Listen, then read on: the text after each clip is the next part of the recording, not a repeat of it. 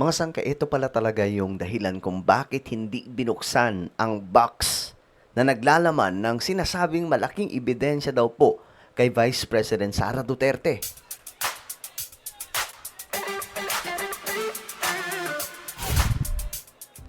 Alright, magandang oras po sa lahat ng mga nanonood ngayon, sa lahat ng mga kababayan po natin, mga solid sangkay. Siyempre na nandito. Good day. At ayun nga po, pag-uusapan po natin ngayon mga sangkay ang isang malaking usapin ngayon patungkol po dito sa um, korupsyon sa Pilipinas na kinakasangkutan ng ating Vice Presidente at ng buong pamilya nila. No, I know mga sangkay, di din po natin talaga maitatanggi na may political ano dito. Kumbaga, politika ang isa sa dahilan, pero hindi rin po natin maitatanggi na may punto ang kanilang ibinabato. Kasi nga po may resibo. Ngayon mga sangkay kasi mayroong isang box. May isang box na karang araw. Okay, kahapon na hindi binuksan. Hindi muna binuksan. Nandun daw po ang ebidensya laban kay VP Sara na malala daw po. Ngayon mga sangkay, ano nga ba talaga ang reason? Bakit hindi binuksan yon? Malalaman nyo ngayon mga sangkay. Anyway, bago tayo magsimula sa mga hindi pa po dyan nakakapag-subscribe sa ating YouTube channel, makikita nyo po yung subscribe button sa baba ng video na to. I-click nyo lamang po yung subscribe, i-click ang bell, at i-click nyo po yung all. Siyempre sa mga nanonood po sa Facebook, i-follow nyo po yung ating Facebook page. Alright guys, so ito na, tingnan po natin. Kasi ito, magandang tingnan natin ang insight na ito. The unopened box. Genius move ba? Basahin natin.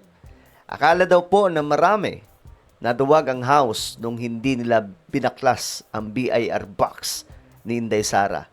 Totoo yun, mga sangkay. Diba nga po, yun yung paandar ng iba na naduwag daw po sila. Naduwag daw yung mga kongresista. Kaya hindi nabuksan yung BIR box na naglalaman ng malaking ebidensya kay VP Sara. Pero, ito. Kung titingnan natin ang laro, ito ang isa sa pinakamatalinong chess move sa kasaysayan ng impeachment. Bakit? Kasi hindi kailangan ng overkill para makuha ang probable cause. Di ba? Anyway, ang nag-post nito ay si Mark Ian, isa pong political blogger, right? Or influencer. Shout out sa sir. We all know na gutom ang kampo ni Inday Sara Duterte sa butas. Gusto nilang sumigaw palagi ng privacy violation o illegal disclosure para ma-divert ang usapan mula sa nawawalang pera tungo sa pang-aapi narrative. Okay. Mga sangkay, napansin din naman po natin yon, di ba? Lagi po talagang humahanap ng butas yung camp ni VP Sara. Laging, halimbawa na lamang, itong nakaraan lamang, mga sangkay, na yung AMLAC, nagsalita na din po patungkol po sa record ng mga bank accounts or bank account ni VP Sara at ng kanyang asawa. Nalumabas nga po doon na mayroon pong 6.7 billion. Sobrang laki, no? Bira. Saan kaya nang galing ang pera na yun? Ngayon, mga sangkay, nagreklamo si Man Scarpio. No? Nag-file siya ng reklamo, hindi dahil mali ang numero, kundi illegal daw po. Yun yung kanilang butas. No? Yun yung kanilang tiningnan. So, malinaw na tama yung numero, pero pinapalabas lang nila na illegal yung paglalabas noon. Alright? So, yun yung nahanap nila na butas. Pero nung hindi binuksan ang box, nga sila. Kahit pa todo udyok si Marcoleta na nabuksan ang box. Bakit kaya no? Mission failed ang kampo ni Inday Sara dito.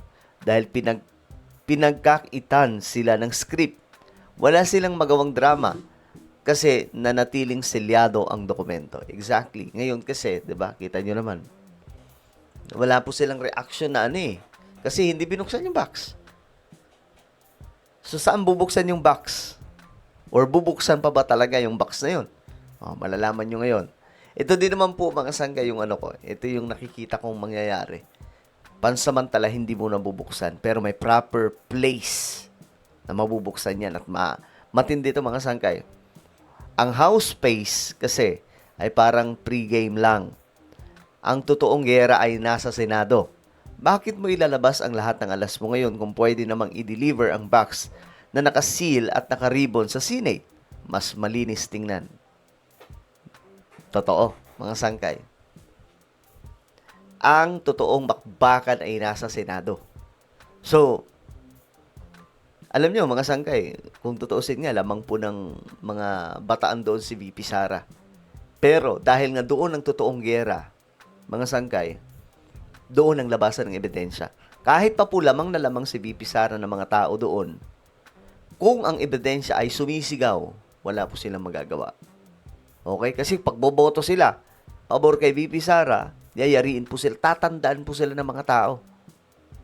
Tatandaan sila sigurado. Kasi may ebidensya. 'Di ba? Ipinapakita nito na ang House ay hindi desperado, kundi disiplinado. Kapag binuksan nila yan sa House, magkakalat lang. Totoo. Maraming technicality ang tax laws.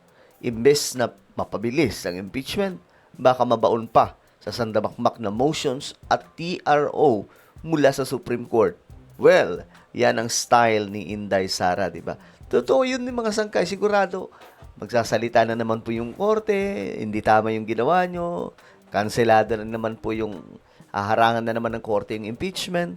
So, sa Senado, talagang doon po yung tunay na laban. Sa madaling salita, bakit po bubuksan ang lata ng sardinas kung busog ka na sa ibang ulam? Ang hindi pagbubukas sa box ay hindi senyales ng kahinaan. Senyalis ito ng tiwala ang House sa hawak nilang ebidensya. Hindi na nila kailangan ng tax records para patunayan na may mabigat na basehan. Ito ang tamang diskarte. Huwag mong ubusin ang laway mo sa paliwanag, kundi kung sa huli, ang Senate rin naman ang maghuhusga. Pinatunayan lang ng House na mas magaling silang mag-chess kaysa kampo ni VP Sara Duterte na puro technicality ang alam. Pero ako mga sanggay, ako ay curious talaga sa box na yun. Green box po yun eh. Yun po ay isang BIR box. Andun po talaga yung iba pang mga ebidensya, mga sangkay, na lalo daw pong magdidiin kay VP Sara. No. Ikaw, ano sa tingin mo? Anong opinion mo doon sa box? Comment down below. Meron tayong YouTube channel. Ito po ay Sangkay Revelation. Siyempre, guys, i-follow nyo po ito. At i-subscribe nyo po. Alright? Tapos i-click nyo yung bell at i-click nyo po yung all. Hanapin nyo po ito sa YouTube at meron din po tayo sa Facebook. Alright? Ako na po ay magpapaalam. Mag-iingat pong lahat. God bless everyone.